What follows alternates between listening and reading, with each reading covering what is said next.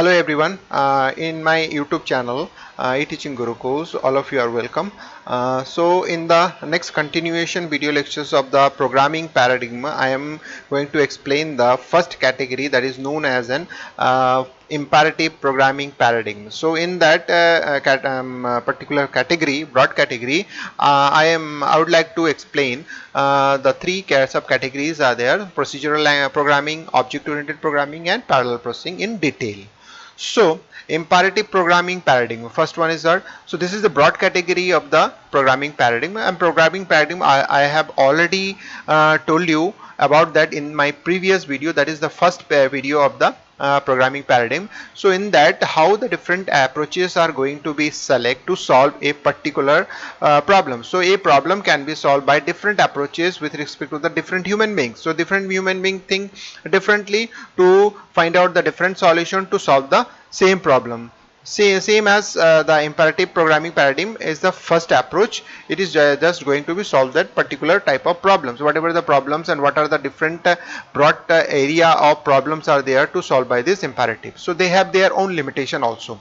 So first of all, I am going to tell you the first point. It is a programming paradigm that uses statement that changes a program state. Program state nothing but the how the variables value is going to be changed. Initially what they have, and after that what is the value is going to be changed, that is known as an state of that particular variable. So basically imperative programming consists of this concept is a programming paradigm that uses statement in which the value is going to be changed, means how the program states, and means that how the variable states or the value is going to be changed. It consists of commands for the computers to perform. So second important thing is that the imperative programming basically consists of different kind of commands, such as, for example, to add the following information or add the two values, we use plus command. So just like in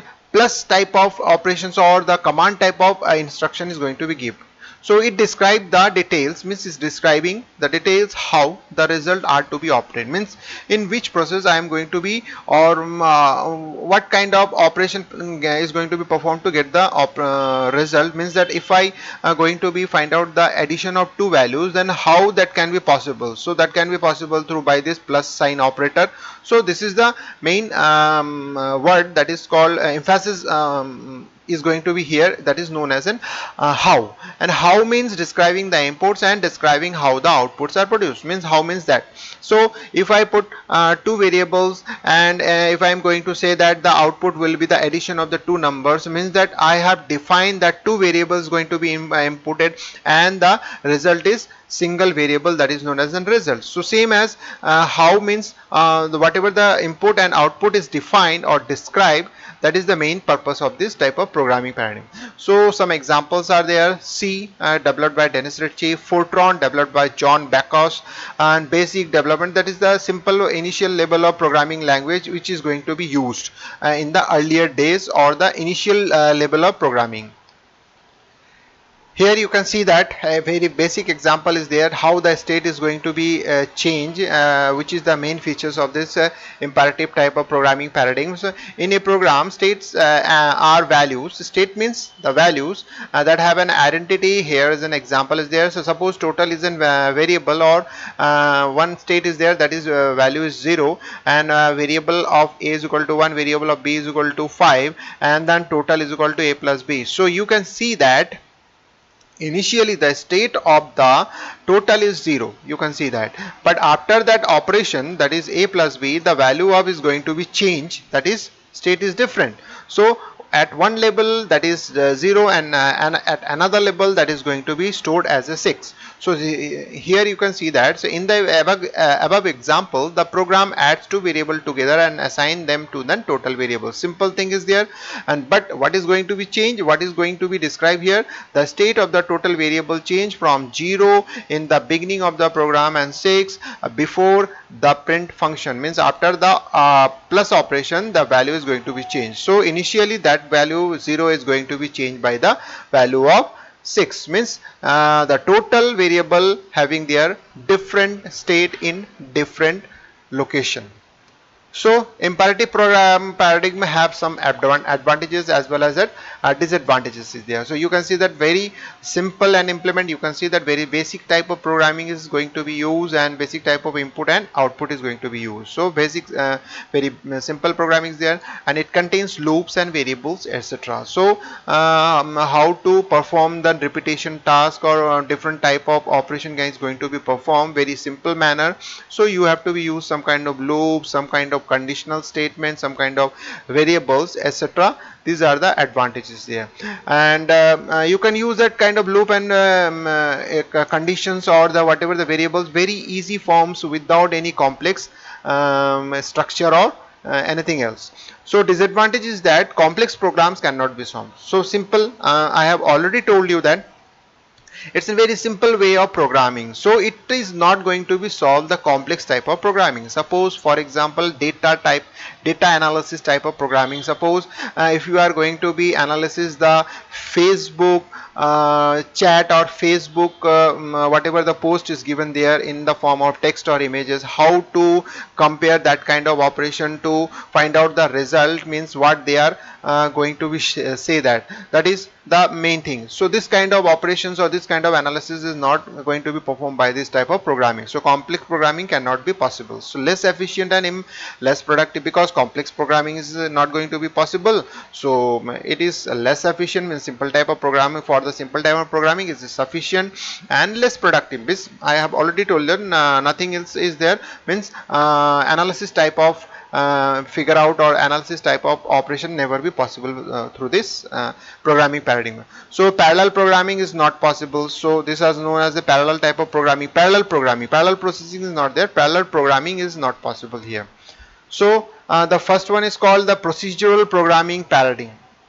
So procedural programming paradigm can be defined as a subtype of the imperative programming. So imperative programming paradigm having three subcategories. The first known as a procedural, second is called object oriented, third is called parallel processing. The first one is called procedural. This is the one of the type of sub, or you can say the subtype of the imperative paradigm. It is based upon the concept of procedural calls in which the statements are structured into procedure, also known as a subroutine and function. I have told you that if you have a complete program is there, so if you have a complete program, so this is your complete program. So this programs is going to be used by this particular, suppose this is your function. So suppose this is your factorial function. So I am going to write some statements here. So these are the statements which is going to be write in a complete program. So initially that is, and the subprograms that is calculate the factorial. So I am calling here the factorial function, that is called factorial function is going to be called, and after the calculation, this is the calculation, means that this is the statement for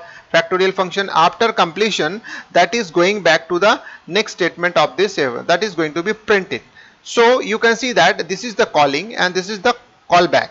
So this kind of operation means that a procedure is going to be created for any sub problems or any kind of some shorter problems is there, which is going to be taken as a sub problems. So you have to be create a function or procedure, and that function and procedure is going to be called by this type of procedural programming paradigm. So you can understand very well that the complete program is nothing but you can divide into a small sub process or functions, that is known as the subroutines or functions.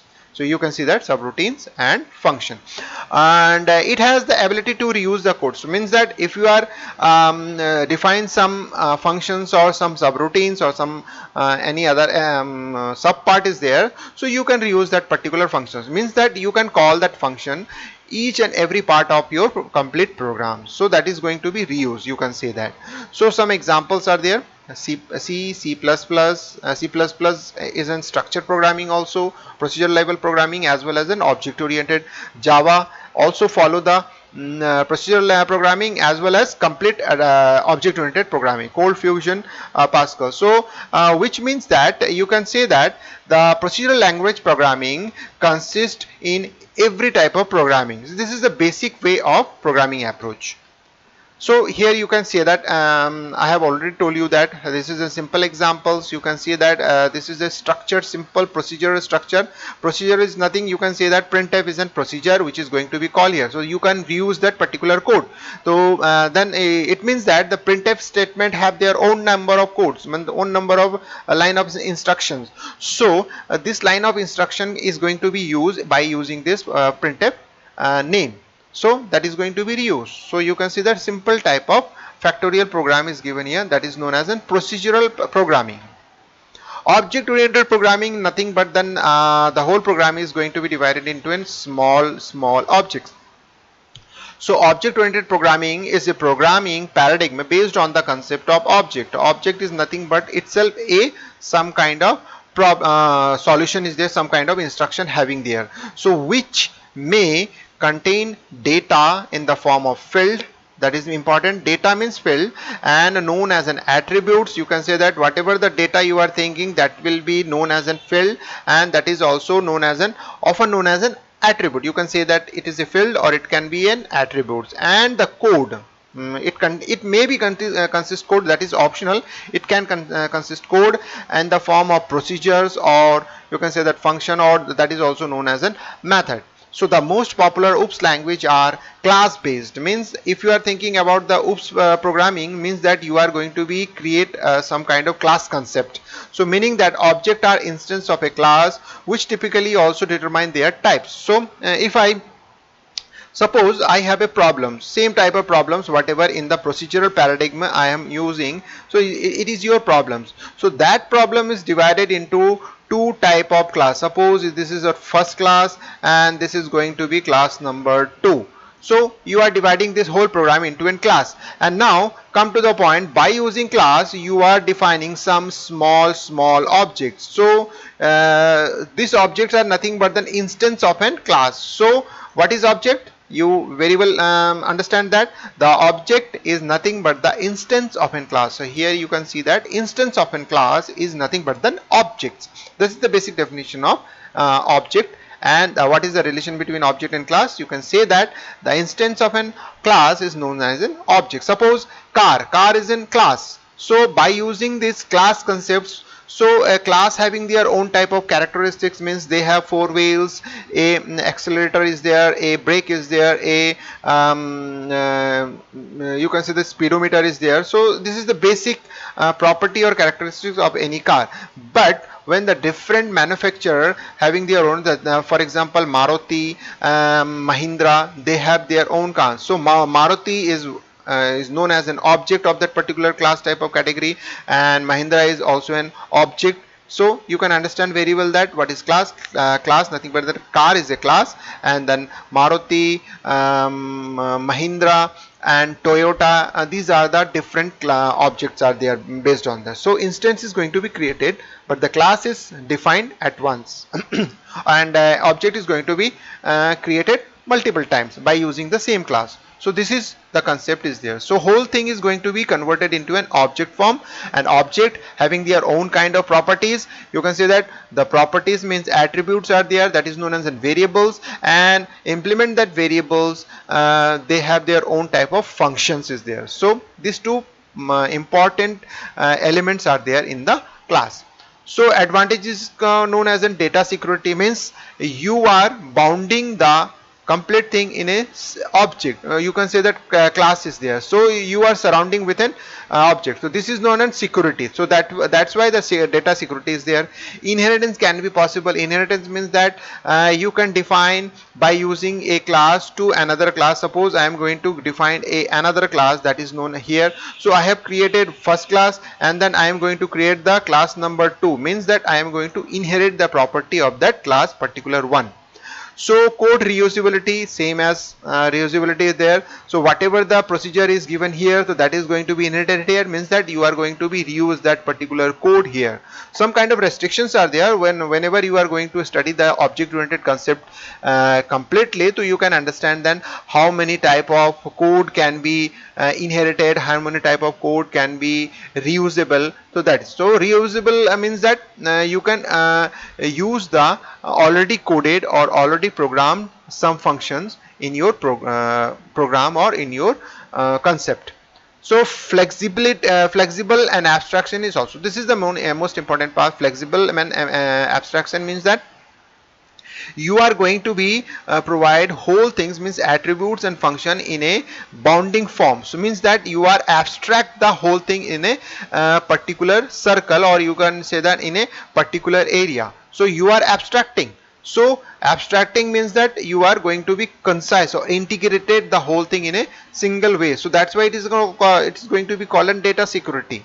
And as well as flexibility means that they can communicate to each other. Means if this class is going to be communicate with this class, so how that can be possible? So class is not going to be communicated to each other, so the object is going to be communicated by using this class. Suppose I am going to create an object of that class, so this object is going to be communicate to this one. It can be possible. So for that you have to be write their own type of programming which is going to be communicated. So that's why it is known as a flexible type of operation can be possible. The flexibility is there, rigidity is there. You can say that data security is also be maintained, but with respect to the communication, they provide the flexibility to communicate to each other. So rigidity with flexibility.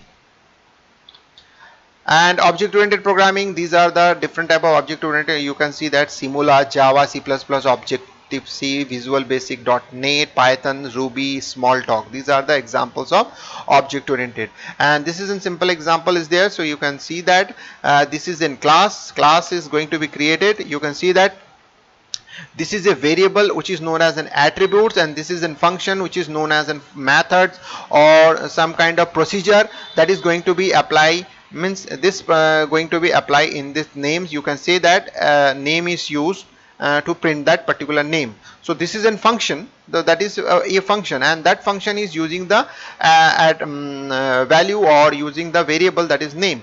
So which means that the whole thing is going to be abstract in a single unit. So this is known as a class, and by using this class you are going to be declare an object. Means class nothing but an abstraction process of variable and function, and after that class declaration the object is going to be declared, means that instant of that particular class, and that is going to be used. How that is going to be used? You have to refer the object name and dot and then particular attributes. So this is the different things. This is the simple example is going to be given here. That is how the object oriented programming is made up with a class and objects. Second, the third important subcategories of the imperative paradigm, that is known as a parallel processing approach. Parallel processing approach is the processing of program instruction by dividing them among the multiple processor. Means if you have a complete process, if you have this is your process. Suppose this is a complete process, so you have to be divide this complete process into two parts. So this is your first part, and this is your second part. So complete program is divided into two parts, and these two parts is applied on different processor.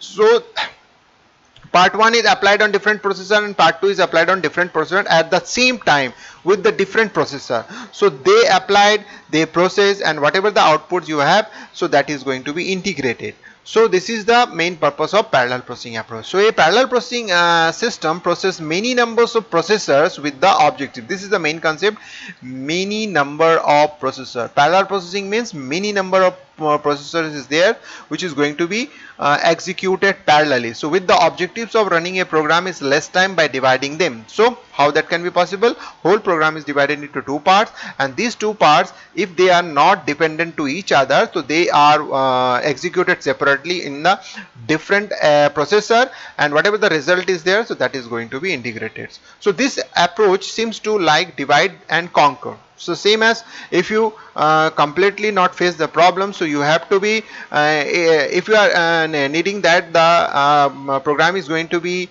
executed in a less time, so you have to be divide the program and conquer your results. So some of the examples are there. So NESL, one of the oldest one, C++ also support because of some library functions are there, so you can apply. So this is an example of imperative programming paradigm.